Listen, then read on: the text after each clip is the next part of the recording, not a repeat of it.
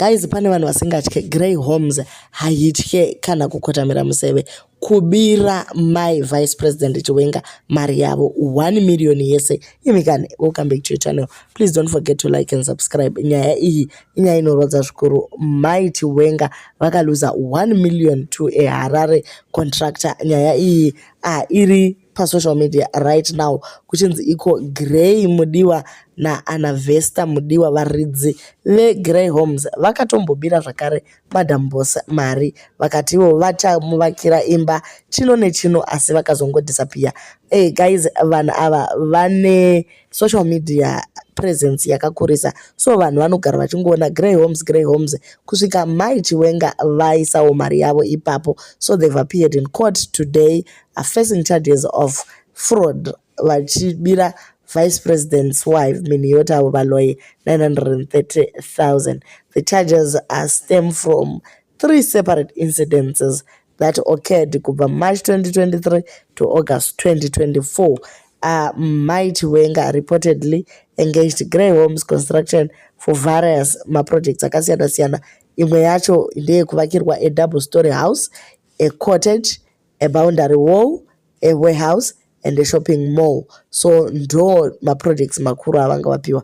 Ko unogozoba seiko mari iwe wapinda muchikudaro zvokwadi. However, the company allegedly misrepresented its capacity to complete this project. Vakadiveta funds kushandisa mari iya in other uses. So it is the state's case that in March 2023 Baloyi paid Grey Homes Construction 560,000 for construction ye double story imba yake, a cottage ne juraho racho boundary wall. Agreed completion period 90 days. Zvisinei, the company failed kupedza project iyi, resulting in financial prejudice of 380,100. So in June 2023, Baloyi akazobhadhara 550 after being misled zvakare by Grey Homes that the company would construct a warehouse at Chivaraidze farm zvakare.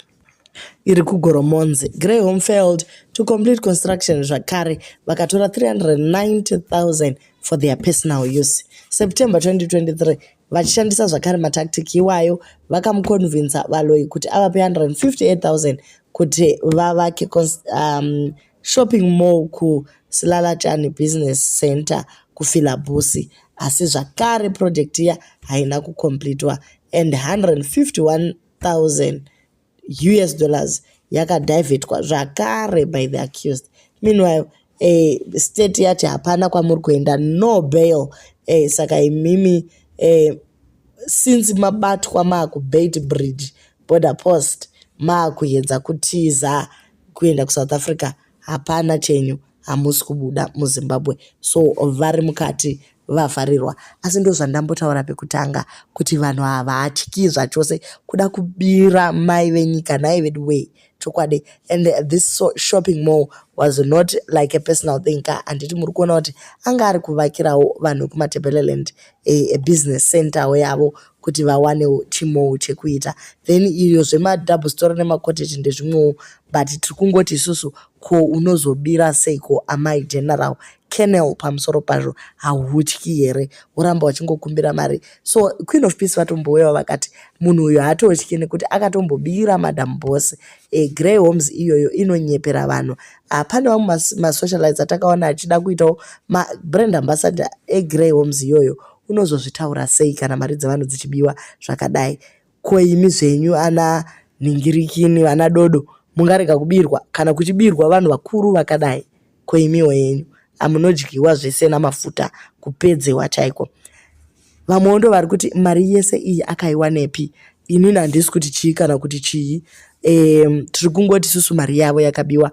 Vamwe vari kuti mastate funds, vamwewo vachitaura zvavanotaura kuti My Chiwenga vekuenda ava vanga vakatotorerwa maassets nekubatwa kumwe kwavakaitwa nyaya dzavo dzemari dzavaisungirwa.